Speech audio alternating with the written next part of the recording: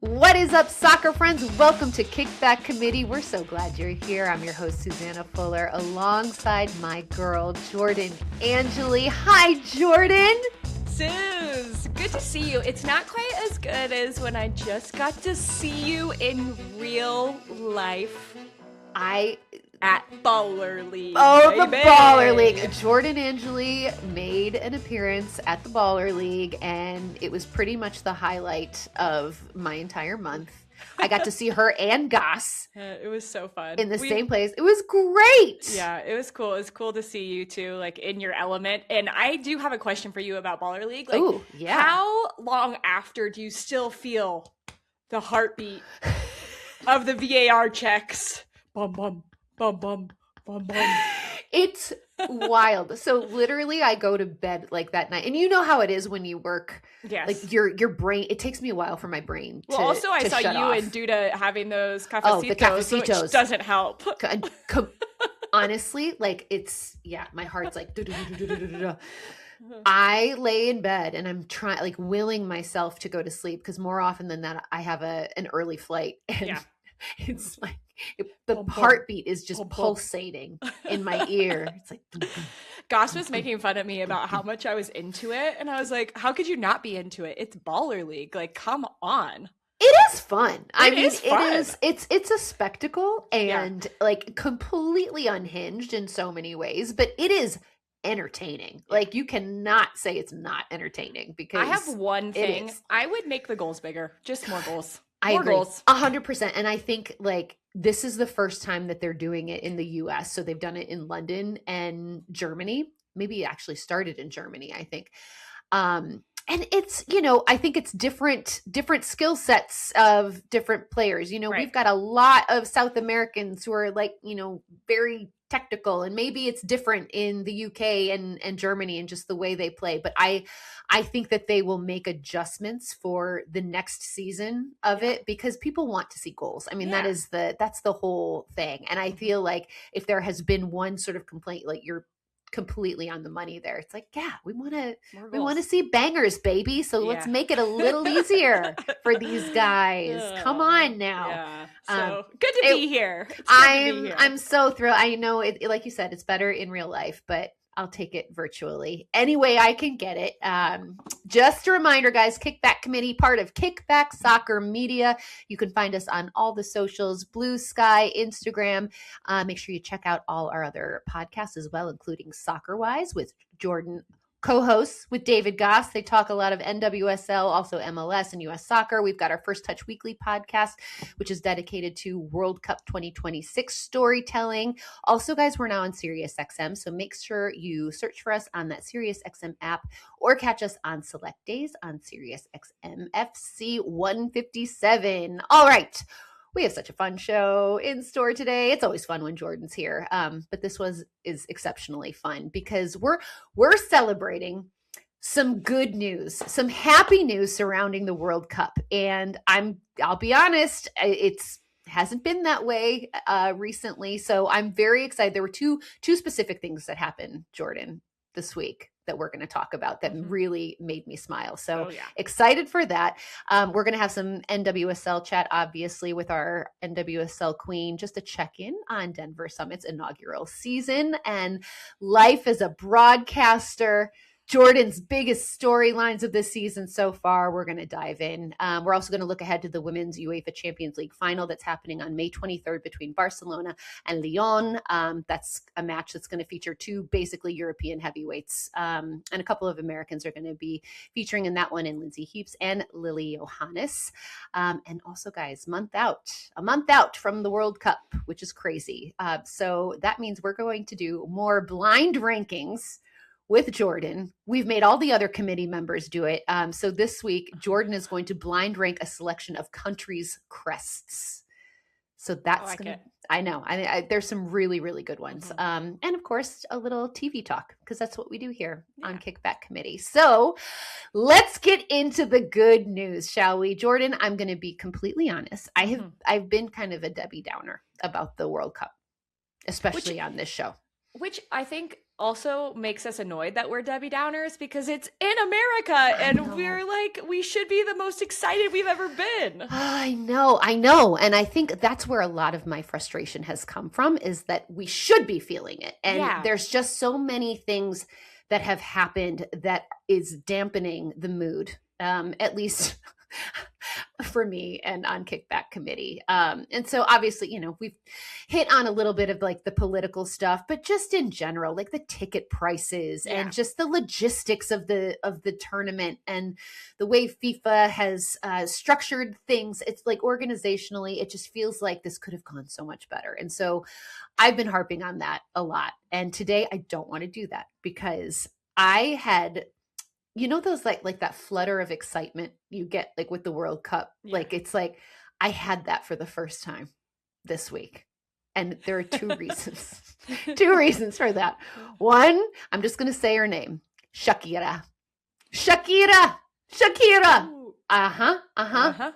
She announced that she is dropping an official World Cup anthem this week on May 14th. It's a song called Dai Dai, which is a collab she's doing with Burna Boy, who is a Nigerian rapper. That translates to "Come on, come on." Yeah. And this is such good news. Because for two reasons. Obviously, Waka Waka was iconic. The best. You know, like, Still I is. mean, still probably the best ever World Cup anthem. And that was done by Shakira. And we are I'm still obsessed with it. That was for the, was that South Africa World Cup in 2010. So good. So good. And I just remember like every time I heard it, like it was like, oh, you just get fired up. This is Africa. It's so good. So Shakira is gracing us with another World Cup anthem. And I heard she dropped a sample of it, and you can tell it's a bop, right? It's like totally a bop. But this was also really good news because I don't know if you remember back in March, FIFA announced that Jelly Roll, country artist Jelly Roll, was releasing a song, like it was going to be the anthem, and it was a song called Lighter, and it was a collab he did with a Mexican singer called Karen Leon, and it wasn't good. I am a country music I am too. fan. I love country music. I love country music. So do I. But I don't even like the song. It's terrible. And I don't like the song to be a World Cup anthem, too. Like, it's like a double dipper of, like, no, thank you. I don't want either one. And it's, you know, nothing against, like, I think there's other Jelly Roll songs that I like.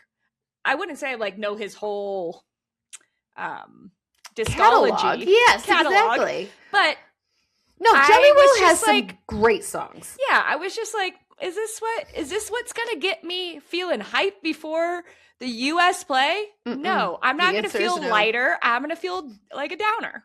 And so I copy and pasted some of the lyrics here for people to this this is the Jelly Roll's Lighter song, guys. I'm high and getting higher. Chains don't rattle me no more. Good Lord, I'm feeling lighter. They were cold, way too heavy. Weighed me down like a broken down Chevy till my soul was good and ready to lay them burdens down. Well, your twang is getting deeper. I know, I'm feeling it. I was shackled and battling in a war with myself. I was praying my way out of that hell. Same old boots, but they're off the ground. Devil, try to catch me now. Like, what does that have to do? Nothing. With what? I'm not sure. I don't get it. I was really puzzled, and I was like, oh no, this is the direction that we're going in. Oh man. And adding to just that like feeling of like blah for this World Cup. And then Shakira saved the day. She came and she's like, guys, we can't. This is her the hips World don't Cup. lie and her World Cup anthems don't lie either. Exactly. Did you know though? I had no idea that this was a thing. There's an official World Cup album. No. So for every World Cup? It started in 2022. I had no idea. Oh. There was a World Cup album. No. Which is nuts. And so I looked it up on Wikipedia. And so the Jelly Roll song is included on this album. But then there is one called Por Ella by multiple artists. Taini, Horacio Palencia. There's one called Echo, which again written by Daddy Yankee. Sorry, Daddy Yankee. Yeah. Belinda and the Los Angeles Azules, Du Por Ella. Okay. And then another song called Illuminate, Jessie Reyes and Eliana. And then Die Die, the Shakira Burna Boy song. I didn't know. Did you happen to look up what was on the World Cup theme song? Like the list? What are we calling this? A track list? It's an album? Album. It's like a FIFA released an official album. I'm literally typing The hard it in. thing is, while you're doing that, the hard thing is I don't remember any other songs except for Waka Waka. I don't either. And you could ask me what the anthem was last World Cup. Wouldn't be able to tell you. I found it. All right. For the first time since 2014, a multi-song FIFA World Cup official soundtrack was released. Instead of one official song, which was the case in 2018, they've released an album. So this was in 2022. There's 11 tracks.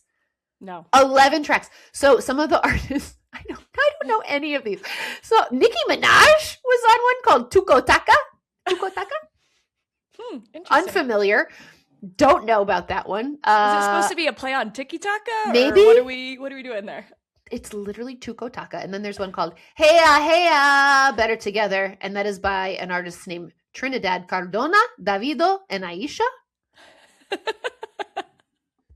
Lil Baby and Tears for Fears did one called The World Is Yours to Take. Wait, Tears for Fears? What? This is wild. Tears for Fears? Who? This is the most random. Yes, Tears for Fears, like the 80s band. Yeah. Like, everybody wants to rule the world. Leave it to us to sing. I know. Thank you. It's not a Jordan and Susannah collab if we don't find a way to sing. Okay, so interesting. I think we have homework here, Sooz. I think we need to listen to these albums from top to bottom. Do you think there's I wonder if there's like a playlist on like Apple Music or Spotify or something? Because this is wild. A great thing to check. If not, we could probably create one for everybody's listening pleasure. I mean, listen, it'll be the gift that keeps on giving. Oh my gosh. Oh my gosh. Did you find one? Yes, there is an official FIFA World Cup Qatar playlist. There's a soundtrack. Wow. And that's on Apple Music. Okay. So I'm assuming it's probably on Spotify too. Wow. I mean, I did not know we were going to be learning this when I came into this, but here we are. This is what the kickback committee is all about. It's from FIFA, like officially from FIFA. Wow. It's like the soundtrack 2022 Qatar. Oh, wow. So I'm assuming they're doing the same thing for 2026. This is, official album. Well, this will be good. Then we can pick what our favorite song is, but we already know what it's going to be. It's obvious. I mean, God, come on. We already know. Come on. Die. She's so great. I'm obsessed with Shakira. Is she still dating what's his name? Which guy? Oh, Emily in Paris guy. Oh, wait. What? Do you not know she she was dating him. The Lucien. Oh my gosh. Alfie. Oh yeah. They were dating. I don't know if they still are, but color me jealous. Also, can I just say, Shakira is 48. Yeah, woman is a smoke show. She looks unbelievable. She is absolutely stunning. Lucien Laviscount, who plays Alfie on Emily in Paris, 33. Let's go, Shakira! Let's go! Die. Come on. God, what a flex, dude! She is unbelievable. Also, he's quite an attractive man. Yeah. So, way big of an upgrade from Gerard Piqué. Let's be honest. Anyway, Shakira rules. That's the moral of the story. All right, Jordan. The other thing that made me really, really happy and also very excited for the World Cup. Adidas released their World Cup commercial, and it is so good. It is like a 12 out of 10. cinematic masterpiece. 12 out of 10, easy. Okay. It's called Backyard Legends. Here we go. It's literally a movie. I heard the ring and I was like, wait, is someone calling us? It's so good. I wish we were called for this. It was, I know. Perfection. And it's like, how many minutes long? It literally is like a sort of a mini movie. But Timothée Chalamet, who is a huge soccer fan, we know, also like A-list, big time Oscar nominee, is basically assembling his like street baller crew. And his street baller crew is Trinity Rodman, Lamine Yamal, and Jude Bellingham. Yeah. And Trin, like, good acting, too. I thought they all did really well. Yeah, it was good. I liked the three that they chose, the three superstars to be in this. Well, it's great, too, because the Bellingham and Lamine Yamal, obviously the Real Madrid-Barcelona matchup, yep. So that's spicy. Trin is just cool. I mean, they had to have an American, and like she, if anyone sort of like personifies like cool soccer it girl, it's Trin. So that was 100% a slam dunk. And then of course you have to bring in the other big dogs, right? Yeah. So Bad Bunny, who I don't know if there's anyone bigger in the world right now, and certainly in the music spectrum. Bad Bunny and Lionel Messi are like the kingpins of this whole street ball tournament. And it's so good. It's so entertaining. It just gives me feels back to like other really memorable either commercials for a tournament or like the Nike Brazil one where they're dribbling through the airport. Like I will never forget that commercial because it was so iconic. Or remember the Euros one where they were all driving Vespas and they all met and played in that? Yes. Yeah, for the Euros. Was so that good. One was super memorable to me too. And this gives that same feels because it incorporates all these players from different eras as well, which I think is really cool. Look, there's like the younger versions. I forgot, like the young David Beckham. Yeah, and they were like, is it the David Beckham with the long hair or the mohawk? Or, you know, I loved that part where he's like switching hair during the middle of it as he's telling the legend of it. But it also brings this bit of culture into like this could be like this is everyday like street ball feeling. So there's just such good connection points where it's not just like, oh, this is cool stars. It makes it feel like, oh, this is actually what happens in neighborhoods and where people love playing the game. And I think those why those other ones connect to you too, because it feels like a real life experience. But you bring in these big stars to kind of encapsulate it. So I this commercial is I get goosebumps. I know, so it's so good. cool. So if you guys haven't seen it, like the basic concept is that there's like this team of street ballers who are just normies, but they're awesome, and so they're taking on these superstars and they're, you know, going toe to toe with them. And it's the soccer scenes are so good. I mean, it's just it's electric. But you're right, it's that connectivity because it's like, you know, you kind of like you're mixing these elite athletes who are at the top of their game with street ball, and it all feels accessible, and you know, no one seems out of place, and that's what's so cool about it. I think too, as a soccer player, like sometimes you've been to those pickup games where like they have that person that plays pickup and they're so good at pickup and they're just like the baller of that community, and you know that like you want that person on your team, and this gives you that vibe too of like you know when you're going to that cage in wherever this is. I can't remember where it takes place. It's gotta be New York, right? If it's Chalamet? Oh, it should. I would think it'd be New York. He's a New York City boy. It looks like New York. It's giving New York is what I'll say. Yeah, it definitely looks like big city. So, but it should be New York because it's the World Cup's here. So,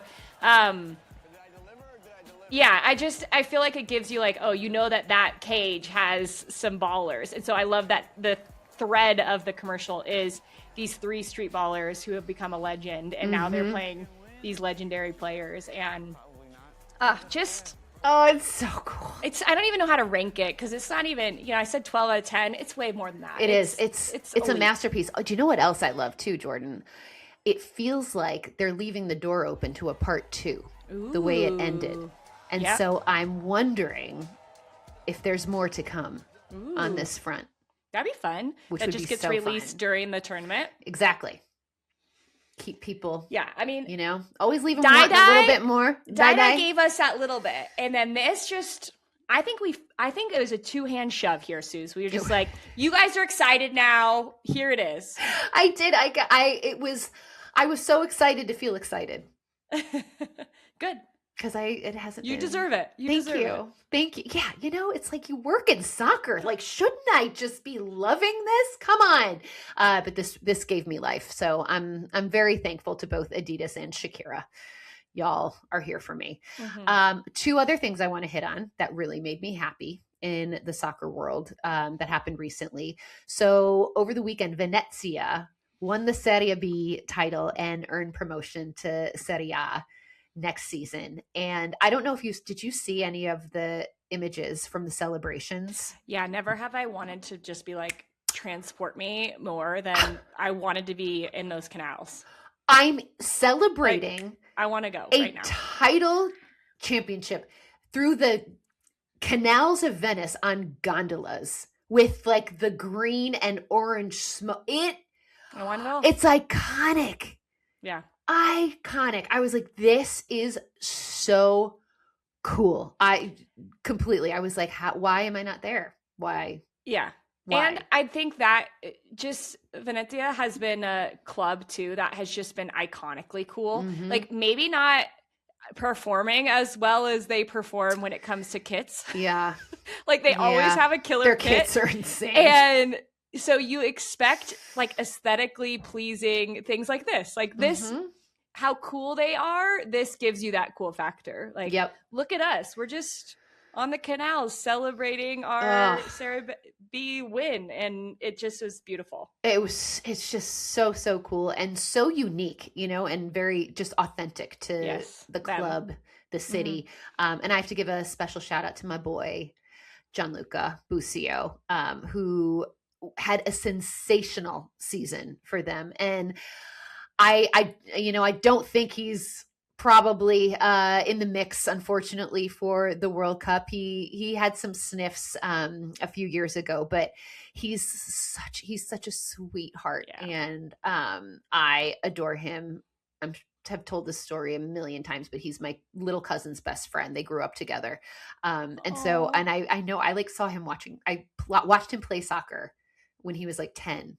And was so stupid good. Like I've never heard so that, much That's better, awesome. So much better than every kid. Like he scored like everyone 10 else. goals. It was embarrassing. Like I felt bad for my cousin. I was like, oh, yeah, no, maybe soccer's not your sport. But Gianluca was the Italian. Special. I mean, he's not really Italian, but it's crazy. So his dad is Italian, like born and raised in Italy. His mom is from Brooklyn, New York, and it was crazy when I met her at this game. I was living in Fort Greene, Brooklyn at the time, and she grew up literally down the street from where I was living. Whoa. Which is, I know, this is crazy connections. Yeah. But I got to cover Gianluca when he was playing in MLS with Sporting Kansas City. And it's been so fun because we always have this little familial connection. Yeah. And I've obviously been following his career, and it's been kind of up and down, but this season he was exceptional. He's arguably like their best player for Venezia, and I'm just delighted for him that his career is on an upwards trajectory and that he gets to play in Serie A again next season. That's awesome. That is awesome. You know what else is awesome? Take a guess. Women are awesome. Women are awesome. Shakira's awesome, and so is Marie-Louise Eta, who earned her very first Bundesliga win for Union Berlin, a 3-1 result over Mainz. She is the first woman to ever serve as a head coach in Europe's top 5 leagues, and now the first ever to win a match. It is so cool. And watching this gives me goosebumps. So it's a final whistle. Her hands go, you can see what it means, but it's also like this understated, I don't know. Like I'm just filled with so much like pride and like, yeah, girl, you did it. You did it. I love celebrating these moments, and I hope that, I think one of the things about women in sports in general is like, I hope it just becomes like a normal thing that we just celebrate because our team wins and not because, a certain person normalize it. Yeah. But it is really cool to be the first one to be willing to stand in that locker room in front of a room full of men who, let's be real, they call it a manager position for a reason. You are managing egos when you get to that level, and to have to go in there and meet it with the right tone, with the right, you're watched a little bit closer because you are a woman. Totally. And it is really cool that she gets to take all these, we're watching her after the game, shake hands with people and celebrate the win. But it's cool that she gets to do it as the first woman ever. So I to do it in a really big league, like Bundesliga. The like, Bundesliga. This is crazy. Gigantic. So it's huge. And I loved those scenes at the end of the game, because you could tell how happy everyone was for her. The staff, the players after the game. There were some quotes in one of the German newspapers, and they were like, she deserves this. Like, we're so happy for her. And so, we talked to Walker Zimmerman about this when the news broke that she was going to take over as head coach. And he was like, it's just about, it's earning the respect of the players. Like, if they respect you, then, it can work. Like, it's going, he's totally. Like, I have no problem. He made the comparison. He was like, I would love to be coached by Emma Hayes. He was like, it would be an amazing experience because she commands respect. And it was just so cool to hear the quotes post game from the players, who clearly have a tremendous amount of respect for Marie-Louise Eta and what she's done. And next season, it's already been announced that she is going to take over the women's team at Union Berlin. And part of me is like, why just let her, just give it a go, man. Come on. Like, but I also, and they didn't just win, Sooz. It's 3-1. 3-1. That's a big win. I know. And yeah, it's just, that was awesome to see. So there was a lot of good things that happened this weekend or this past week. We're feeling soccer. Revitalized. I am. And if that's what it takes, like, yay.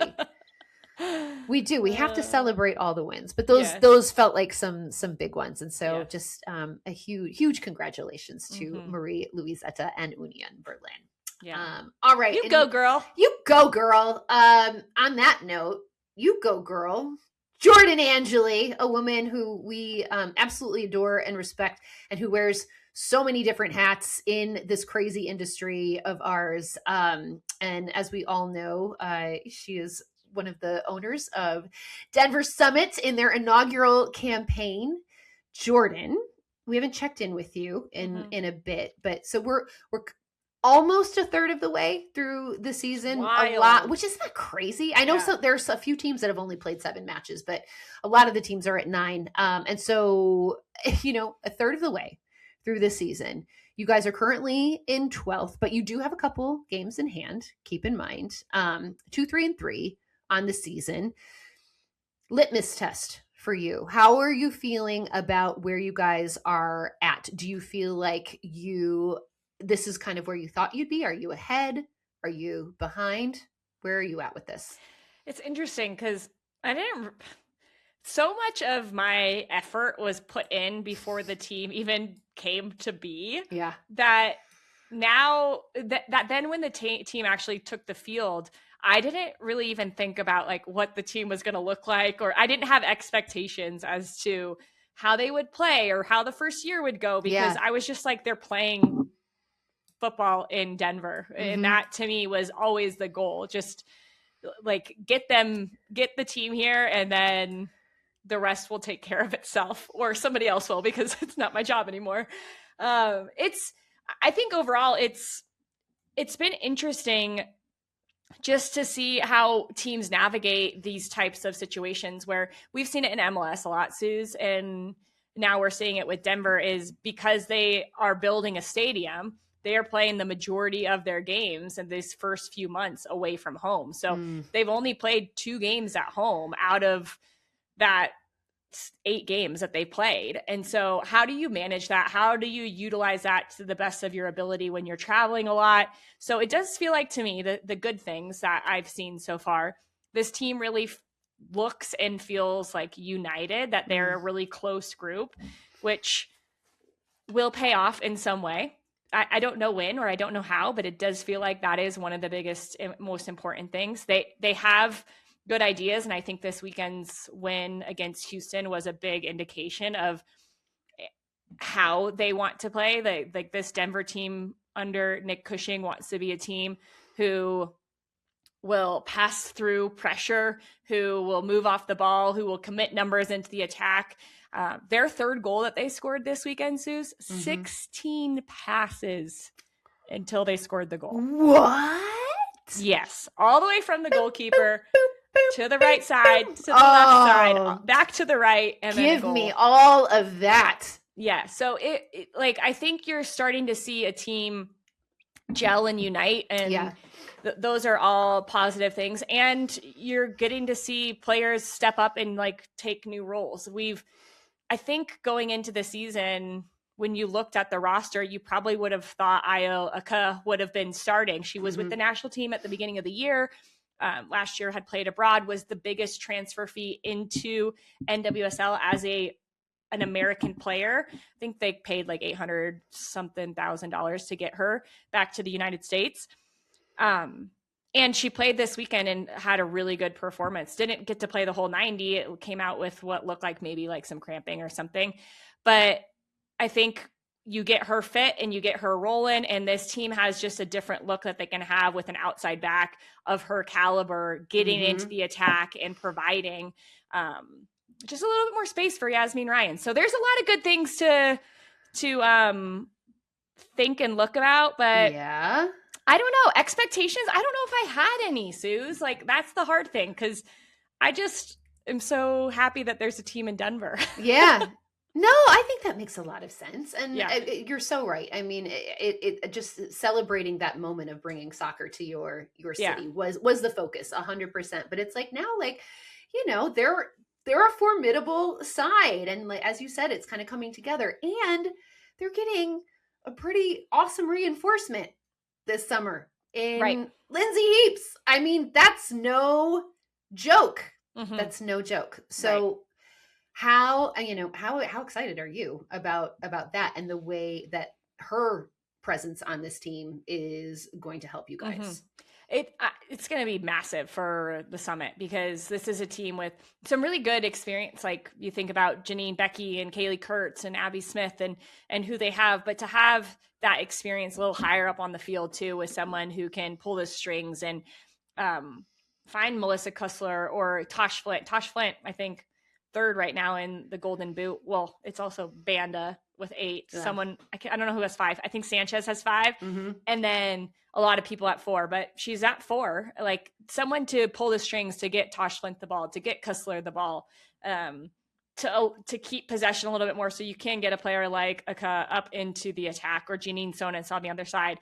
She's going to, I think, really do what she's done in every team that she's been a part of. Is she's been, you know, the one that pulls the marionette strings, where she just keeps everything moving and looking really like aesthetically pleasing from a soccer standpoint. I think that that's going to be what Lindsey Heaps does, with that leadership and her ability on the ball to help this team not only get wins, but also avoid what they had done. They've dropped 8 points from a leading position, which is the most in NWSL. So that is something that, when you have that type of leadership central in your midfield, that can really help you shore things up, stay a little compact, not give too many things away once you do get the lead. Have you, I know it's early days. I mean, I know it's third of the way through the season, but there is still a lot of soccer left. But have you allowed yourself to think about what it would look like, or what it would mean if they were able to make the playoffs in year 1 of existence? Well, I am now, because you just asked me. I know. That. It's interesting because working in this league, I work a lot. Like I don't call Denver games. So I watch them from periphery and I really dig into everybody else. And so I know what it's meant to other clubs to make the playoffs their first year and how challenging and difficult that is. And it's proven to be difficult already. Only 2 wins on the season. Denver lost to a team in NWSL that hadn't won yet in Boston just last weekend. And so you did say that Boston were very good though. So you've said that. Yeah, and that's the thing about NWSL. Everybody's good. So to make playoffs, I don't care who you are. Yeah. Like there is an excitement in that. And I think for this community too, just with how much they've backed them, it would be so cool to, in the first year, get them a playoff game. And so I know that is, well, I would imagine that is on the minds of the players to see if they can get through the rest of this stretch. So it's like through the end of May where they play a lot of the rest of the games on the road to then opening the temporary stadium here in Denver and getting a second half of the season with Lindsey Heaps at your new home stadium. That feels like a pretty good recipe for playoffs.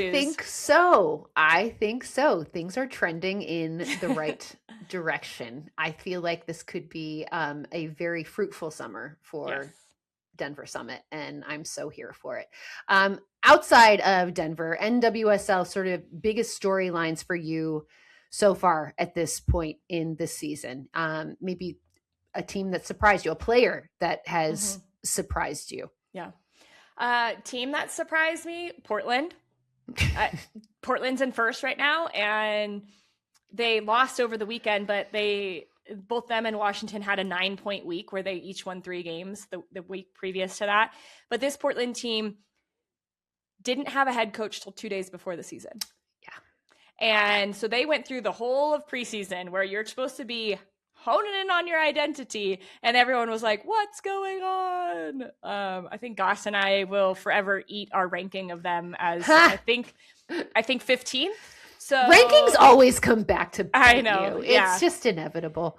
But they've been really fun and cohesive, and a group where I think on that team specifically, Jessie Fleming has played a role that I didn't know.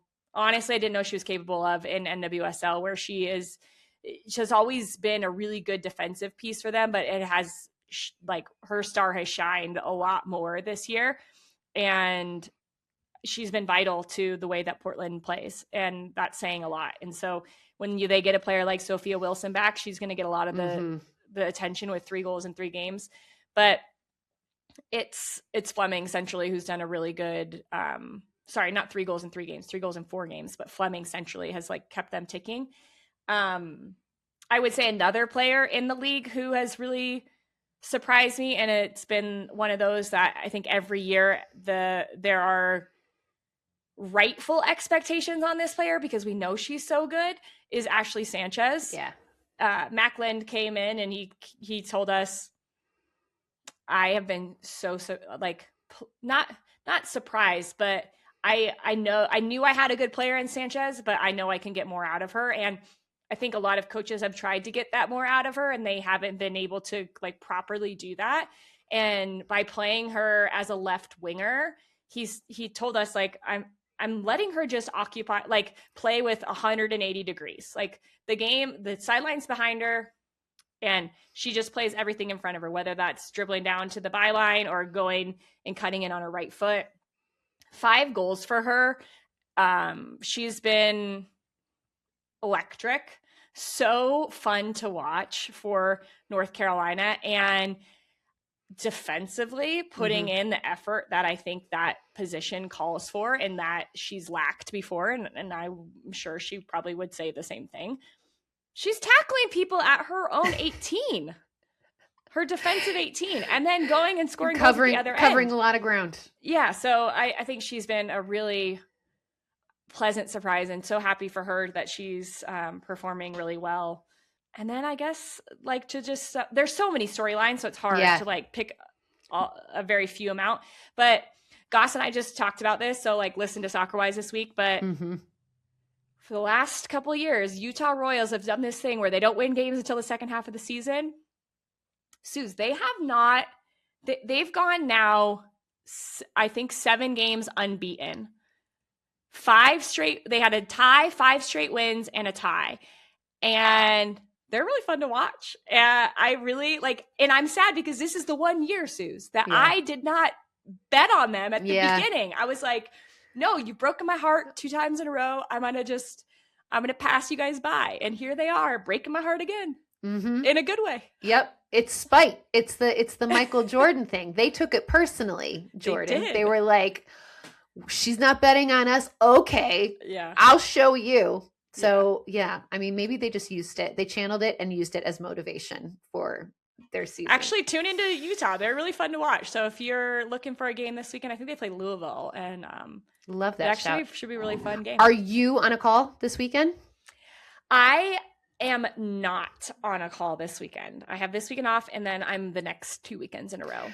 Can I ask you about your stint as a weather girl? Oh my gosh. How did I do? Tell me. Tell me how it was. I was like, she was born for this. So tell the people, you were in a massive rain delay in Florida because that's what happens in Florida. How long was the delay? 2 hours? About 90, like a little over 90 minutes. But the thing is, Sooz, I've done sideline 2 times in NWSL. Both times in Orlando. Both times I look like a drenched rat. Like, it is just, I don't know what it is when I'm there, but we get into this weather delay, and honestly, thank goodness it didn't happen when the game had already started, because I would have been soaking wet. I of course had packed for a 10-day trip, didn't bring a raincoat, didn't bring an umbrella. As you do. Yeah. And you would just think, oh, everything's going to go fine. And so I got to, at the beginning of the Ion show, as the sideline reporter, become Jordan Angeli, meteorologist on Channel 2, or whatever Ion's on. And it was kind of fun. I talked about a weather cell coming through you did. in 10 minutes. I was like, wait, does she know this? This is crazy. I'm like, what can't she do? Guys. Yeah, it was really fun. It was a fun experience. You've done sideline before, so you know just how much of an appreciation it gives you for the athleticism of these athletes when you're right there front and center in the moments. And it was a good time. I think the takeaway will be just the interview with Trinity Rodman after the game. She made it to the 30-20 club, 30 goals, 20 assists, and she was just really happy. And you love interviewing someone who's really happy. Yeah. It always makes way better than interviewing someone who's really sad. Makes for a good soundbite. Oh, that's amazing. You knocked it out of the park. I was so impressed. But it's something that people don't realize about these on-camera jobs, and especially as a sideline reporter. Like, you kind of have to be ready for anything. And you will have to be the de facto weather girl if a thunderstorm rolls through. Like, you'll have to be sort of a Swiss Army knife, if you will, in that regard. And then you're also filling time. So they're like, filling we're going to talk about X, Y, Z. And you're like, okay, I'll just think of it right there. This is, if you're watching, I'm doing the stretch. This is when the producer's like, stretch, keep talking. And you're like, I don't have anything left to say. Well, you were spectacular. Thank you. And it's really fun. Always so much fun to watch you do your thing. All right, let's pivot to UEFA Women's Champions League, because the final is going to see 2 European heavyweights face off in Budapest on May 23rd. So not this weekend, but the following weekend. Barcelona facing Lyon. I mean, I don't think anyone is surprised, right? That it's these 2 teams. They're the 2 best teams in Europe. And it just seems very fitting from a talent standpoint, from a roster standpoint.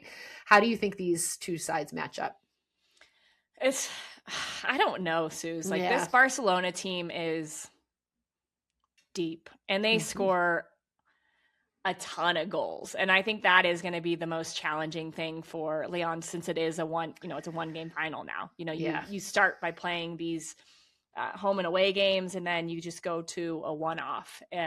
So your mentality has to change. I think for Lyon, maybe it'll be to their benefit, because they can stay a little bit more compact, but it's really not in their identity to not attack and not stretch the game a little bit. And so it's going to be a good one. I hope for goals in this one. Like, I hope it's like 3-2, or because both teams have the abilities with who they have. But like for Lyon, Dumane and Heaps, and Lyon has like a ton of attacking talent. And then you go to this Barca team with Parayuelo and Putellas and Graham Hansen, and you're like, okay, these players are going to score goals. Yeah. Like that's going to, so maybe it's just going to be who gets more that day. Like more, like 3-2, 4-3. Like that's what I'm kind of hoping. Give it a real final vibe. Everyone's got to be hoping for that, right? Yeah. You know, it's like, yeah, you want to see a final where both teams who are equipped to go after it actually go. Yeah, like that after it. Like the semifinal that we just saw in the men's Champions League. 100%. Where it's just like, all right, the attacking was that good. It wasn't as if the defending wasn't good enough. It was just like, well, did you see what we just saw? Like exactly. Because both of these teams can produce that. And so I'm hopeful for a final that looks like that. I wish I could go. Oh, Budapest is supposed to be awesome too. Yeah.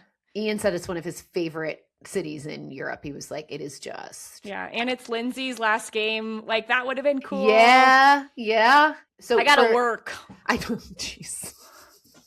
Well, yeah, you should be calling I'm going to be sick. You should be working the game. Like you should be calling. Yeah. I should talk to our agent about that. Right. Listen, Charlie, I'll call you out. Make some calls, sir. That would be fun. Maybe one day. Maybe one day. Listen, if you put your mind to it, I guarantee you it will happen. It will come to fruition. So you mentioned Lindsey Heaps, obviously playing alongside a young American in Lily Johannes. How valuable of an experience is this for a player like Lily, especially in, a build up to a World Cup, these massive, massive big time game experiences, playing at the highest level with the highest caliber of players in the world, really, what does that mean for a player like Lily, especially like, I think there's going to be a lot of expectation for her come next summer. There should be, because she's that good. She's that good. Did you catch the interview with Lindsey Heaps when she was talking about playing with Lily and just how special it's been? Like she almost started crying on CBS. Yeah, talking to the desk about how it's been just so fun to get to play with Lily all the time and how the two see the game similarly. And I think Lindsey has taken a lot of the responsibility of like, hey, this player really has what it takes. Like, I want to make sure she's the best that she can be.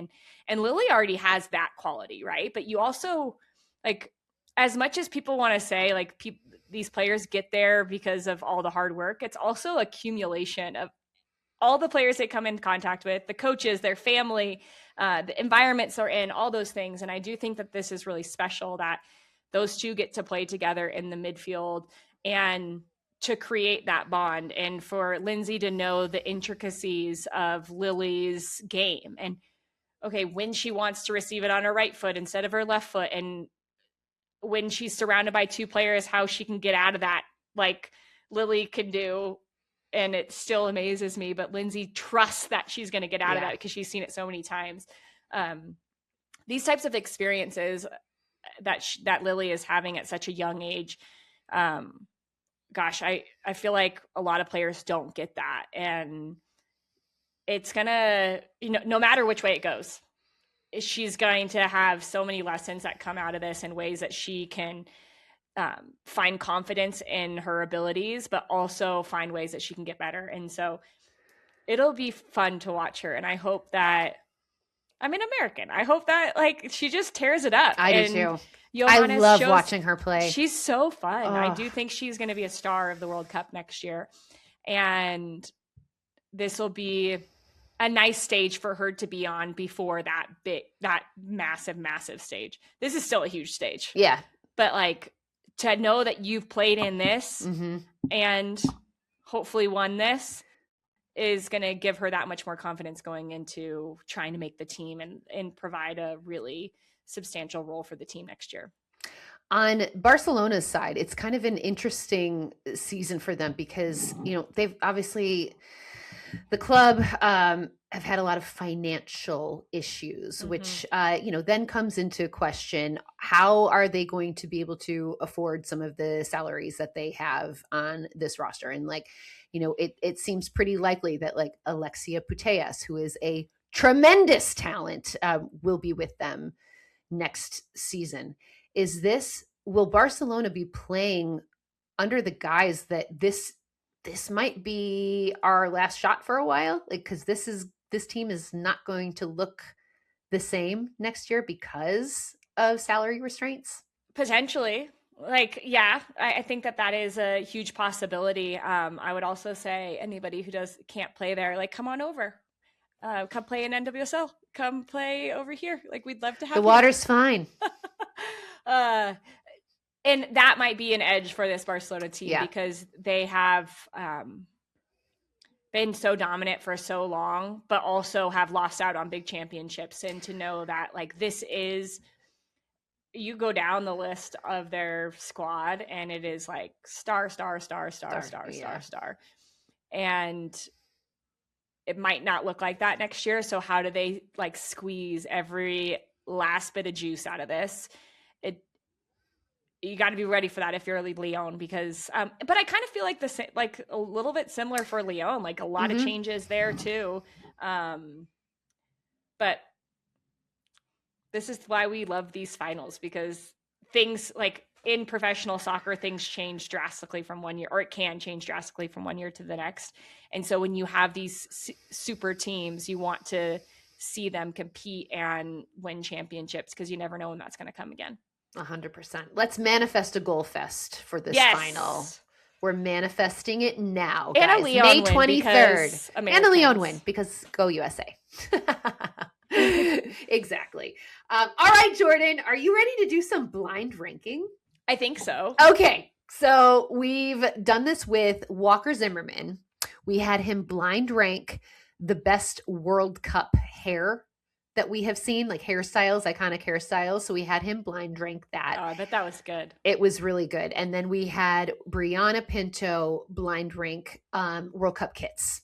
Okay. For this season. So, and I will tell you, both Walker and Brianna came in with a very sort of set strategy in mind of how they were going to do this. Okay. It was very interesting. So we're going to have you blind rank 13 of the countries that are involved in the World Cup, their crests. So when you say this, I'll be you show me one and I'll be that's 7. Yes. Let's do it. All right. Producer Douglas has assembled these in order, which I have in front of me. Thank God, because I might not know what some of these are. Be yeah. Okay. So let's get the first one up. Douglas, what do we have? Oh, that was easy. Oh. Hi. I know that one. Canada. We know this one. Okay. It's good. Honestly, the maple leaf is strong. Very prominent. Very prominent. I think, oh, Canada. What's the number I'm going to? 13? 13. All right. I'm going to go 10. I'm sorry. Okay. Canada is 10. Yeah. I just need to put them somewhere, All right. Next. But I do love the maple leaf aspect. No, I do too. It's not, but it's also, it's not entirely mindful, but it's not very exciting. So I get why I get the 10 ranking. Okay. That checks. Okay. Next one. This is Switzerland, by the way. 13. It's red with a white cross in the middle, guys. I'm going 13. Yeah, I feel like that's a safe bet. This is, it's very identifiable, but also knew what it was right away. So boring. So boring. But also, Switzerland. do I need a medic? I don't know. It does kind of look like you need. Yeah. Okay, so Switzerland is claiming the 13th spot. Sorry, guys. Next up. Not neutral over here. Not neutral. Ah, this is good. Okay, so this is Ghana's. And for those of you listening, it's a soccer ball basically ensconced in like almost like a banner of their flag's colors, which is red, yellow, and green, and the black star at the top. It's quite cool. Yeah. I feel like I'm going to go a 7 on this one. 7. Yeah. Okay. I like it's like a scarf, like a soccer scarf. Mm-hmm. It does look like a soccer scarf. Wrapping around a ball. Really supporting the soccer, the football. Agreed.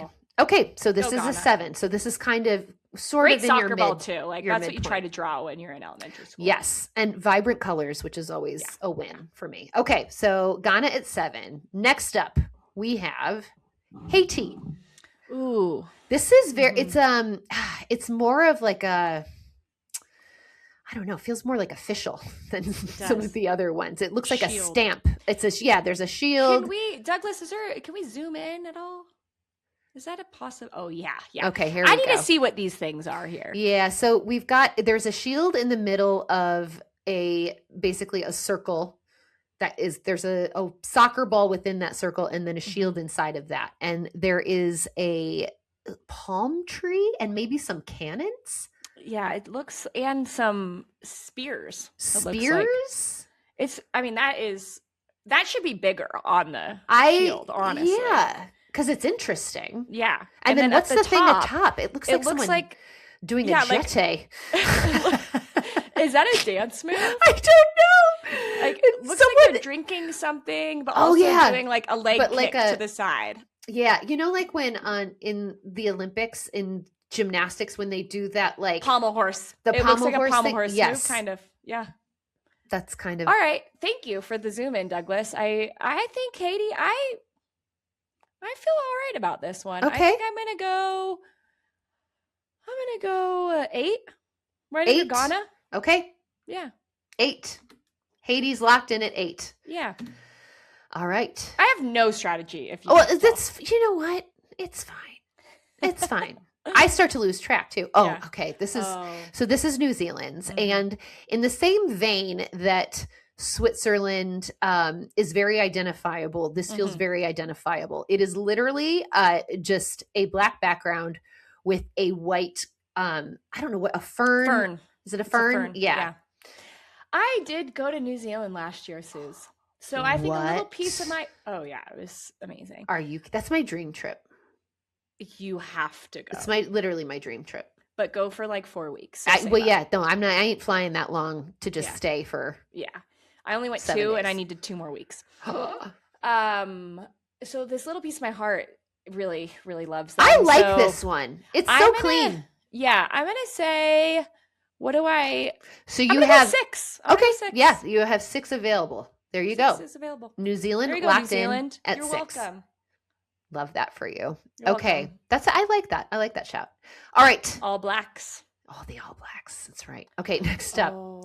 So this is Morocco, and it is like a green circular shield, and there is some Arabic writing that I don't read or speak Arabic. I'm guessing it says the Moroccan Royal Federation of Football. And then I don't know. This is very like utilitarian. It feels intense to me.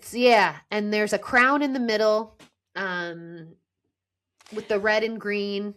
I'm gonna go with 11, 12. I'll go 11. 11. I'll go 11. Okay. I think that's fair. I like the crown. It does feel like a military symbol. Doesn't it? Yeah. I agree. This is a little more intense. Yeah. Than the other ones. But the other ones had some Morocco, whimsy. Fun to watch. Oh, they are a team to watch this World Cup, people. Don't sleep on them. Okay. Next up, Jordan.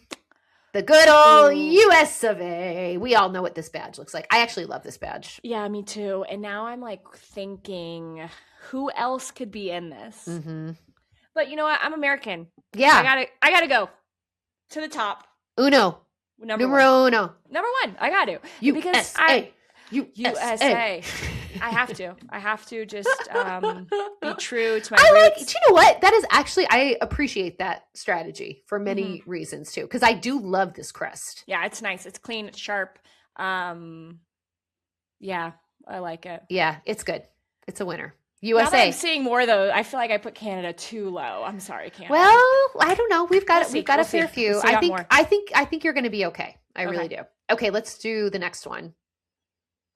Oh. Okay, so this is Cape Verde. Wow. And it is a shark. It's a shield with a shark on it. Yeah.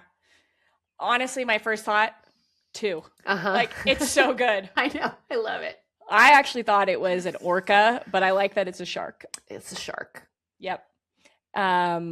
Beautiful, great colorings. It's also sharp, like the lettering at the top. Yeah, the font's really good. Yeah. They've got a lot of stars. Are they just there to I don't know what the stars represents. I don't know. But their colors, the colors are in here it's gold. It's a gold outline, and then it's like a dark blue and a red, and the gold stars. It's very clean. 2. Wow. And unique. They just came in hot. Cape Verde. What's up? What's up, Cape Verde? Never even seen it till right now, and I really like it. I really like it too. Okay. Next one. Oh, Germany. Yeah. Iconic. Really, it really is. I have no idea what I have left. It's okay. So the 1 and 2 spots are locked up. Okay. Yeah. You have 3, 4, 5 available. 6 and 7 and 8 are occupied. Okay. Which means you have 9 and 12 or 11. 12. Morocco was okay. Yeah. Okay. I'm thinking this is like top 5 for me. Okay. Yeah. Okay. I don't know. It's just something about the talons on this bird that I just love. Like, what are those talons? I don't know, but it's why so are there cool. 4? Aren't there usually 3 talons on a bird? Whatever. It just makes me. When you really look at it, great work. The 4 stars. Yeah.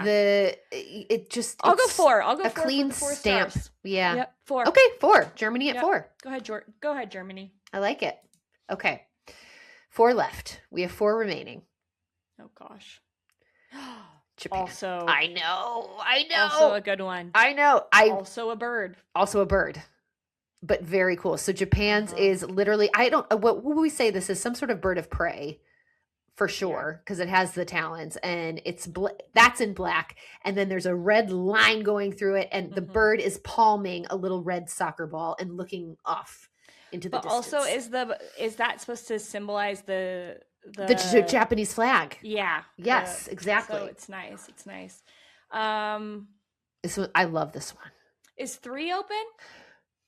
Yeah. 3 is open. 3 is available. I like it. I think I'm going to go 3. Ooh, from Wikipedia. Thank you, producer Douglas.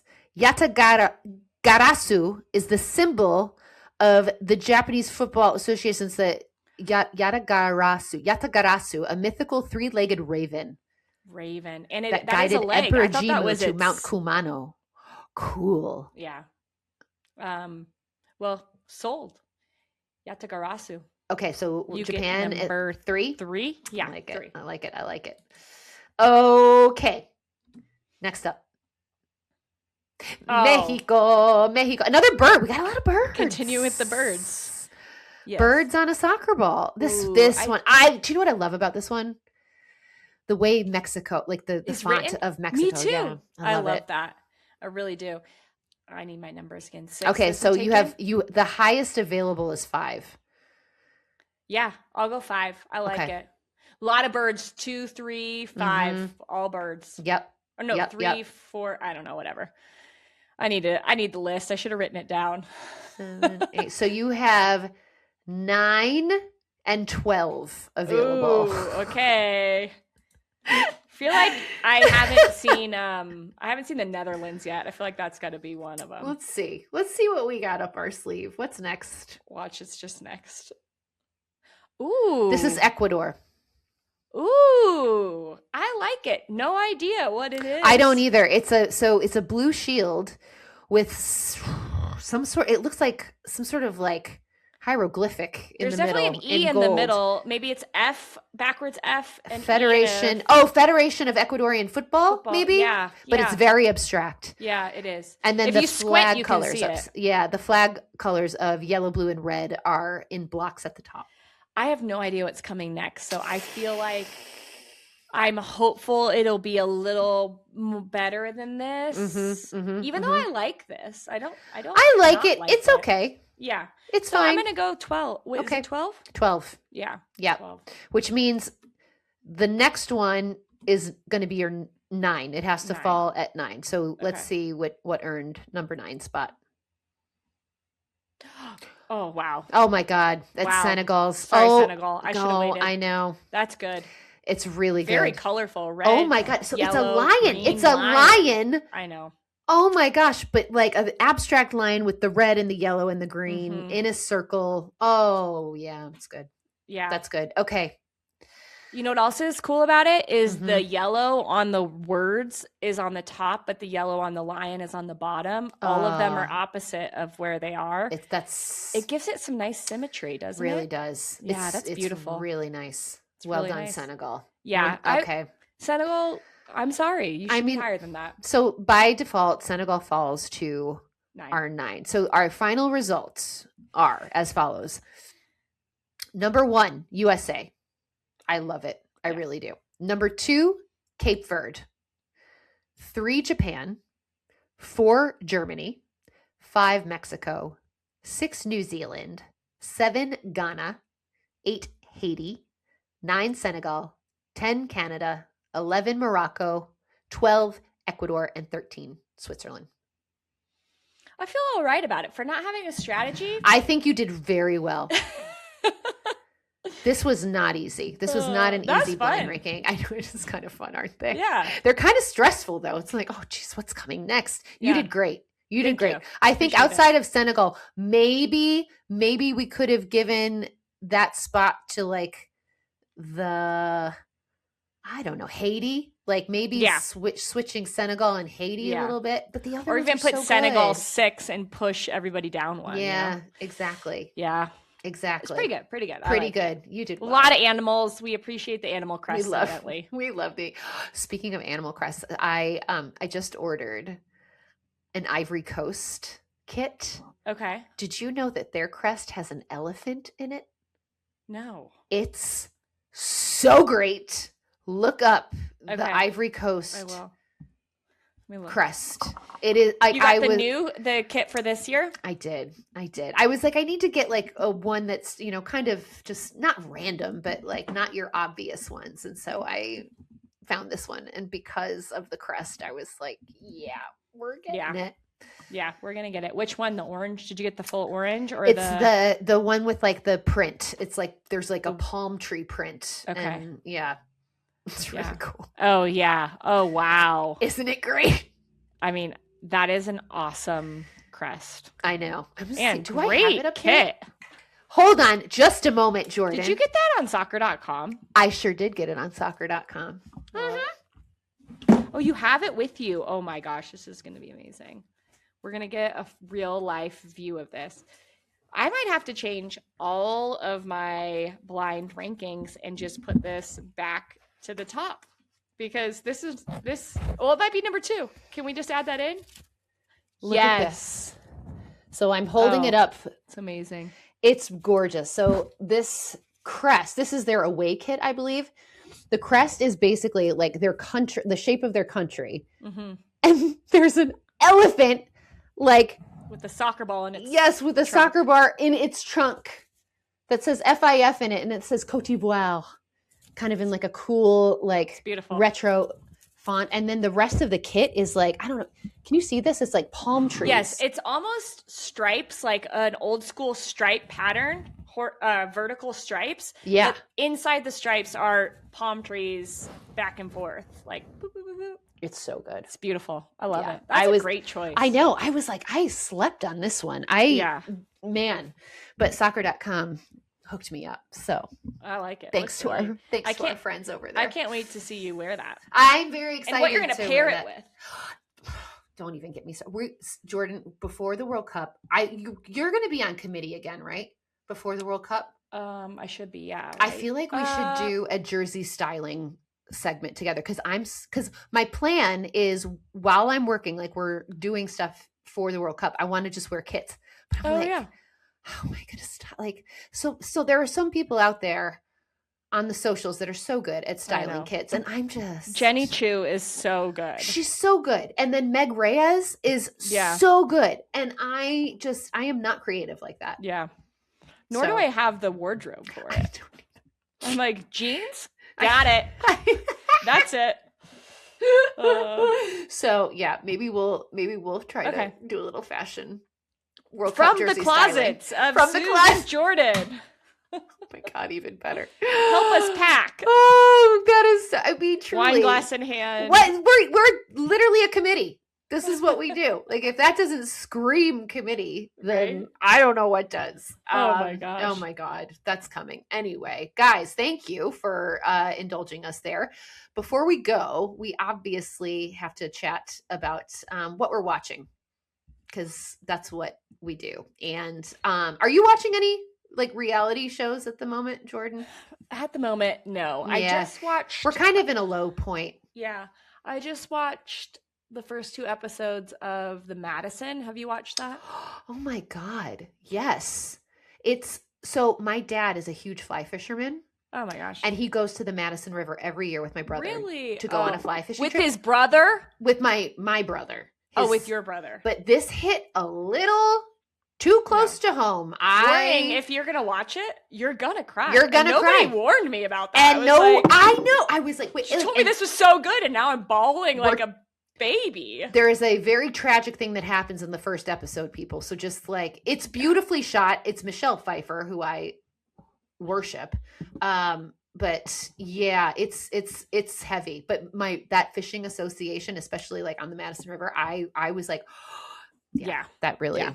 So that's all the new. Besides that, I feel like I just watch soccer, which is just soccer. Well, you're in reality TV, maybe. It is. Soccer is reality TV. It really. What are you watching? Yeah. So I mean, I watch Survivor, which Walker Zimmerman also watches, so that's fun. So we always get to like catch up on that. And I watch Top Chef. Really into Top Chef. Yeah. So that's going. Those are the 2 that I'm like seriously into right now. But not sure if you're aware, but Netflix is about to drop a whole bunch of soccer documentaries leading up to the World Cup, and it's already kind of started. So there's one out right now on Ronaldinho, which is so good. So good. You already watched it. I've watched it. I've been watching it on my flights to and from Miami every week. Because you see him. Because I see him. Well, he's only showed up once. We're hoping he makes an appearance at the finals, because his team is in the finals, the Midnight Wizards. But we'll see. We'll see. You know what? He kind of does what he wants, and I sort of respect it. So, but it's a really good. Does what he wants. Exactly. But the documentary is so good. They interview. I mean, Messi is in it, and the way like Messi and R9 are talking about playing with him, and like it's just. I gotta watch it. It's a really, really good sort of peel back the curtain look at the man and the player, and like hearing other people's perceptions of him. It's just really, really good. So that one is already out.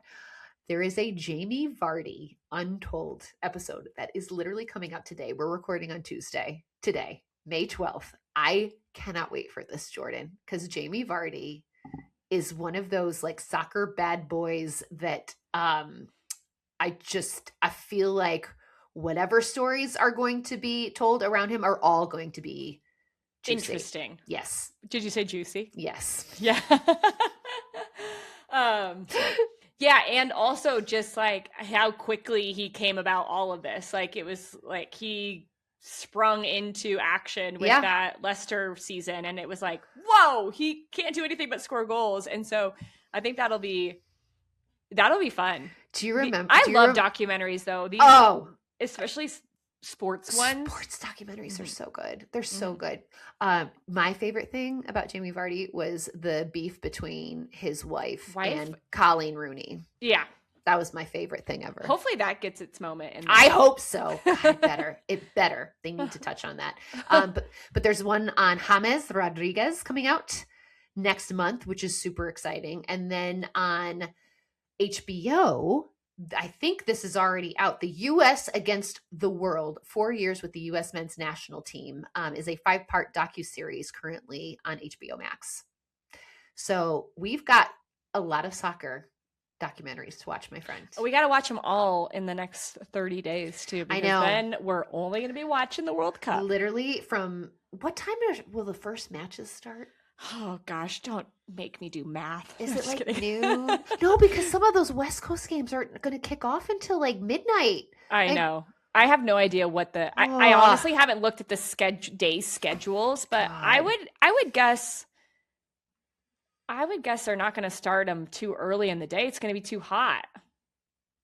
Right? You can't be playing. I guess they can in the indoor places, like, but like Atlanta, you're not playing at Dallas. 3 p.m. in Texas. You know what I mean? Like Yeah, but Dallas is inside. Oh, Dallas is inside, isn't it?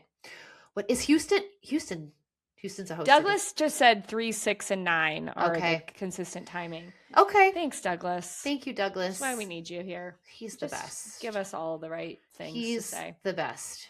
Okay. Well, okay.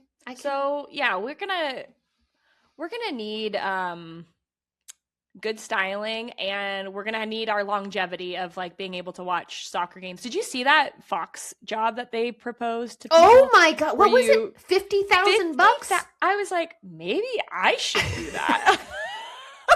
That's more money than I make on doing a lot of things. I was like, since I'm going to be watching all of these matches anyway, like if you want me to park just get out to do the Daily Show and then come back in? Like, I'll pony up to your studio, like in Times Square, apparently. Like, yeah, 50 G's. Yeah, that's a for lot basically 5.5 weeks of work. Wonder how hot it's going to be in that cubicle. Probably warm. Probably very warm. But if you get to order in some New York eats. I was going to say, like, clearly they're going to, they're going to have people to get you what you need. If you're locked in and paying attention, like, you're going to have a little entourage. That's wild. Oh my God. I know. I did think about it. I was like, should I do it as like a joke? And I'm like, is it a joke? I don't know. I could use that 50. Me too. Oh Lord. One other thing that is technically, it's kind of reality TV. It's like scripted television and reality television and soccer all coming together.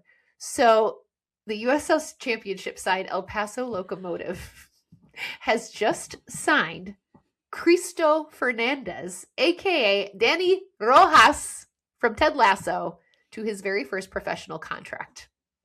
It's amazing. I know. So football is life is literally happening in El Paso, Texas. It's funny because I kind of knew that he had played before. But I just figured, man, like you hit the Ted Lasso jackpot, like you're going to ride that Hollywood train and do that thing, because I have firsthand account of what some of these players are making in USL. And while some, are doing okay, I'm just saying it's probably not as much. Yeah. Probably not as much. So he must really believe that football is life. And that would not be his motto if he didn't live it out. It's like, wow. But I guess he trialed with them in March and played 30 minutes of a friendly and impressed enough that they decided to offer him a contract. So congratulations to Christo Fernandez. Now I wonder how many people are going to tune in just to watch. I mean, guess who's going to watch? Got us. Both you got of me. us. You got me, guys. I wonder if they'll somehow integrate it into the new season of Ted Lasso, because the new that's this summer, I believe. I think so, yeah. But it's women's. It's women's. Like, maybe I don't know. I'm trying to think of how that storyline could intersect, but it's just not really working, is it? No. Well, we'll just workshop it a little bit and then pitch it to the directors. We'll get back to you. Just workshop it a little bit. Oh God, we got a lot to workshop, my friend. Wow, we hit a lot of stuff today. Wow, we did. Jordan, an hour and 23 minutes of kickback jibber-jabbery girls. From Shakira to crests to Women's Champions Football League. is life. Football is life, baby. Jordan, thank you. Yes, as always, for fun. Taking the time. You're the best. I adore you. Guys, thank you for tuning in. As always, make sure you download and subscribe to all of our podcasts, Soccerwise, First Touch, Open Mic. Check us out on the SiriusXM app. Follow us on the socials. And of course, tell your friends. Have a fantastic week, everybody. Football is life. We'll see you next time.